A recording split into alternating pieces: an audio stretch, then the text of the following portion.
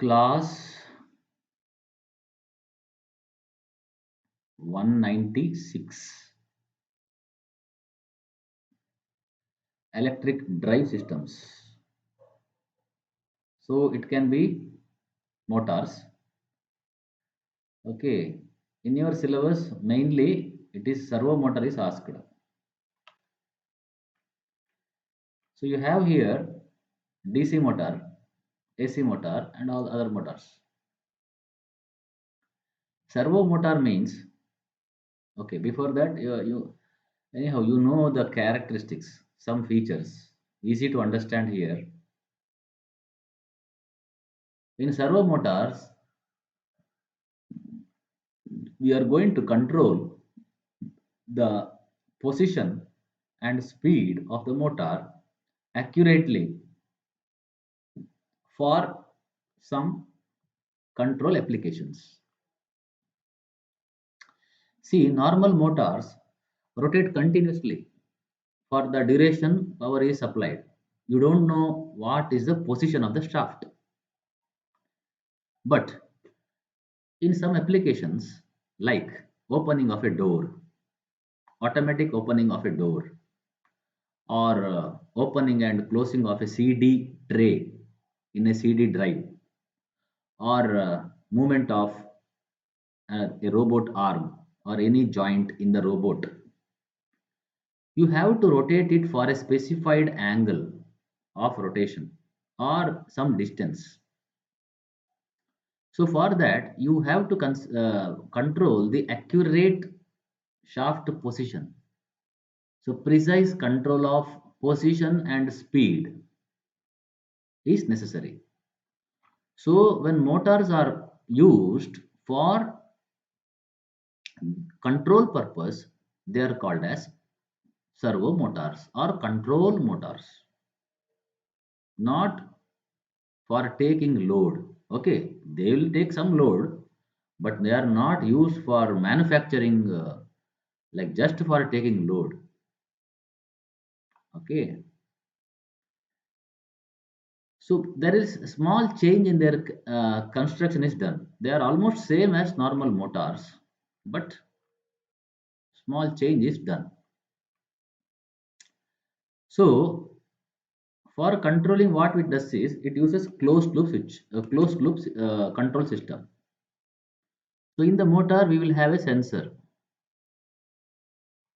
Okay, it will have a sensor, and then a feedback signal circuit, and then controller circuit. Motor, feedback motor, sensor, feedback circuit, and controller means amplifier. What will happen is the position sensor will sense the output shaft position. It will give to one input of the op amp. Command position will be given, means desired position will be given to another input of the op amp. The op amp output will now give the error signal. This error signal is amplified. Comparator output signal is amplified using an amplifier called as servo amplifier, and then used to turn the shaft such that the error becomes zero. Means shaft will go to the desired position. This is the principle of working. So normally today in all these four things, servo motor means it will have motor and also a gear mechanism box. See, motor will rotate at high speed, but such shaft will be area of cross section will be lesser. Not high speed means area of cross section will be lesser. But normally you do not need such a fast rotation. So to increase torque, you will reduce the speed. Hence, a gear mechanism is used. See here, this is a motor. This is the load will be connected to this particular point. See, gear speed reduction will be there. Torque will be increasing, speed will be decreasing when you reach here. So like this. Now, in olden days, all these were coming as separate parts. Servo motor different. This all separate. So position sensor and a feedback circuit and a controller which will have amplifier etc. which is for drive.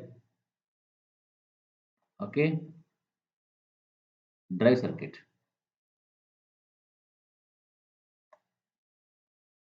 Now all these four parts come as a single package. You can see here.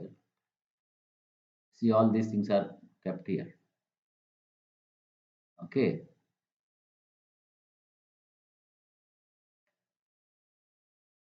black section at the bottom contains the gear reduction and rotary encoder is on the top. Here there is rotary encoder. Okay, so all these things are there.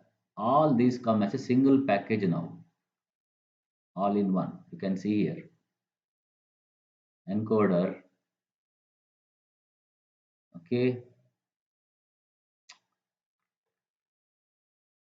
gear reduction box. Here the gear reduction box is not shown. I am not sure. Sometimes some may be directly like this depending upon the application.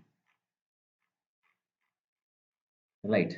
So a servo motor, okay, in detail, okay, it can be AC servo motor or DC servo motor. If it is powered by AC, we call it as AC servo motor. If it is powered by DC, DC servo motor. Anyhow, it is used for controlling position, velocity, and also acceleration. Okay, it can give rotary as well as linear control. Actually, it will be rotary only, but by using rack and pinion arrangement, what you have studied in the previous classes.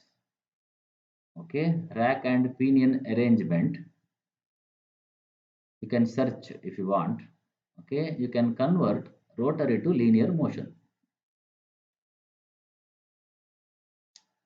Note that a servo motor is not used for continuous energy conversion like industrial motors. You want to move robot arm to one place. Okay, you will move it and okay, that's all. You will not usually use it for continuous rotation. Almost all of the servo motor, most of the servo motors will be capable of rotating within two angles, within two fixed points. Okay, say 180 degrees. Some may have 200 degrees. Say a robotic arm, you want to rotate it only maximum 180 degrees. So servo motors will be designed like that, will be having only movement in that range only, not continuous rotation.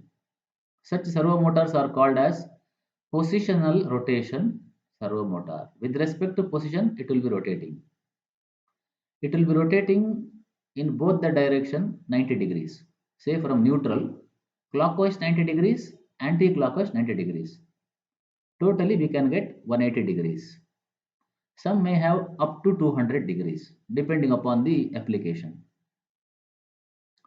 Some servo motors are used for continuous rotation. For example, radar application and solar tracking application, they will rotate continuously. Okay, or solar or something at least. Okay, but it is not designed to take load and rotate continuously. Okay, even though they rotate continuously, it is not as if it is rotating with 1000 rpm. It is rotating according to tracking requirement. A radar will not be rotating at 1000 rpm. It will be rotating very slowly. Okay. Okay, it will be rotating full rotation, 360 degrees. So there are two types. But most of the servo motors are of this type. In servo motors which have DC servo motors, you have the sensor as potentiometer. In AC servo motors, it is rotary encoder. If you have studied second chapter, you will understand this. Otherwise, you will understand after studying. Don't worry. Even Hall sensors are used to detect. These are used to detect the position and speed of the rotor of the servo motor. And there is slight change in its construction. To get high torque speed ratio, see, a servo motor is expected for faster response. Hence, they are designed with smaller diameter and longer length so that its inertia becomes less and they are capable of giving higher speed response. Okay, the rotor is made lower weight. That also we will see in the next class.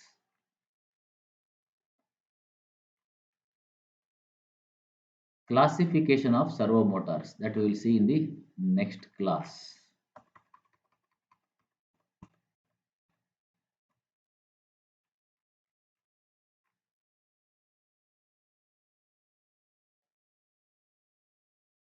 Now you can see here classification of servo motor. You have mainly AC and DC. In DC you have series type, split series, separately excited, permanent magnet, shunt type, brushless DC motors. In AC you have induction and synchronous. In induction we have two phase and three phase. In synchronous we have permanent magnet synchronous type that I will write here later. But I think there is no need to study all this in detail. You should understand that servo motors are used for position control, speed control, for precise and for fast, precise and accurate control. This permanent magnet DC motor means this is a shunt motor, but the rotor will have permanent magnet or stator will have permanent magnet. You can have two types. Separately excited, series, split series we will discuss in the next class or leave it. Brushless DC motor, I think you know this, or we'll discuss in the next class. As much as possible, servo motors use brushless construction.